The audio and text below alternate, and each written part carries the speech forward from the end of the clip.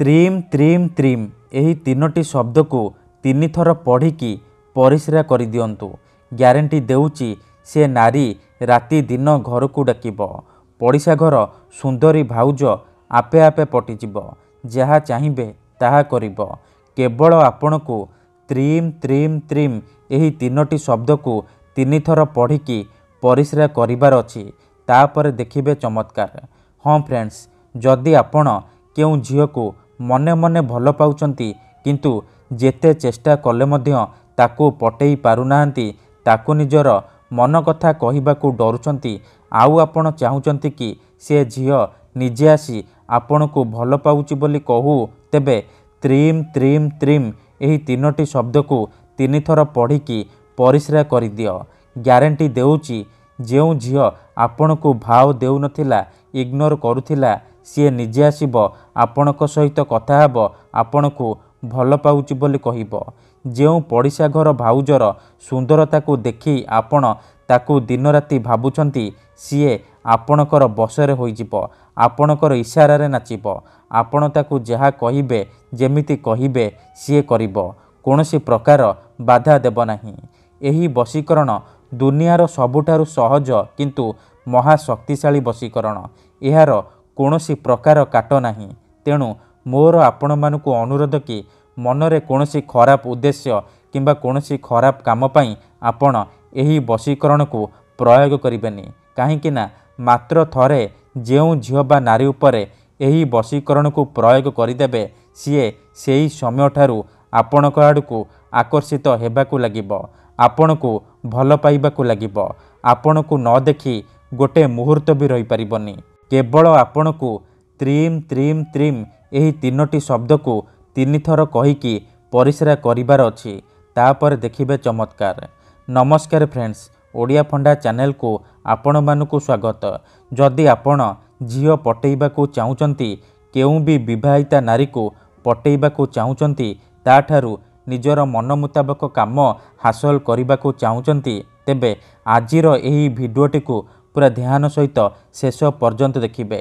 କାରଣ ଆଜିର ଏହି ଭିଡ଼ିଓଟିରେ ମୁଁ ଆପଣଙ୍କୁ ଶିଖେଇବି ନାରୀ ମୋହିନୀ ବଶୀକରଣ ବିଦ୍ୟା।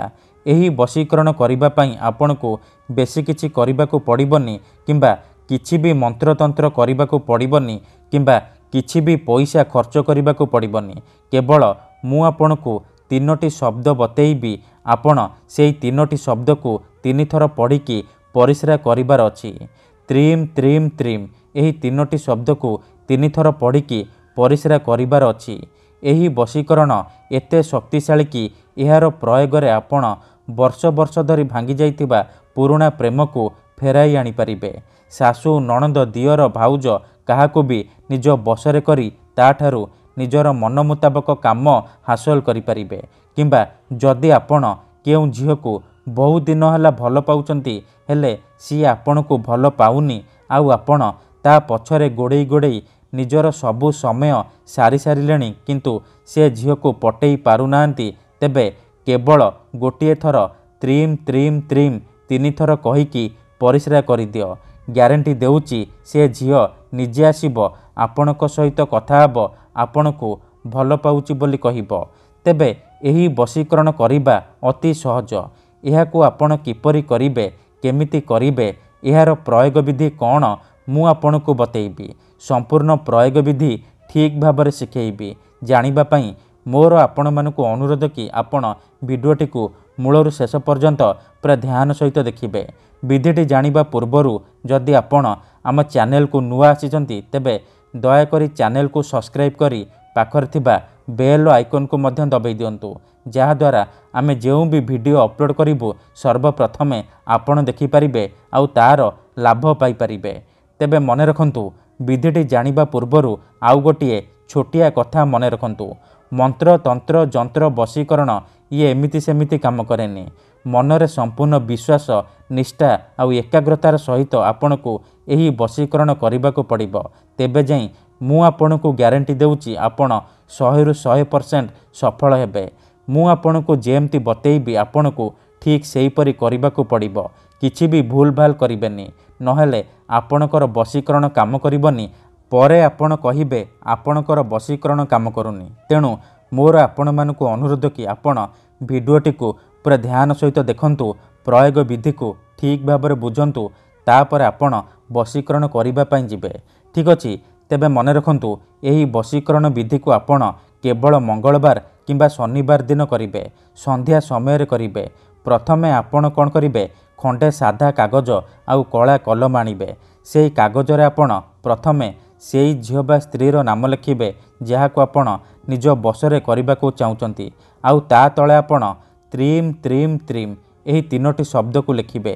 ଲେଖିସାରିବା ପରେ ଆପଣ ସେ କାଗଜକୁ ନେଇକି କୌଣସି ଏକ ସୁନସାନ ଜାଗାକୁ ଯିବେ, ଯେଉଁଠାରେ ଆପଣଙ୍କୁ କେହି ଦେଖିବେନି କିମ୍ବା ଅଧାରୁ ଡାକିବେନି।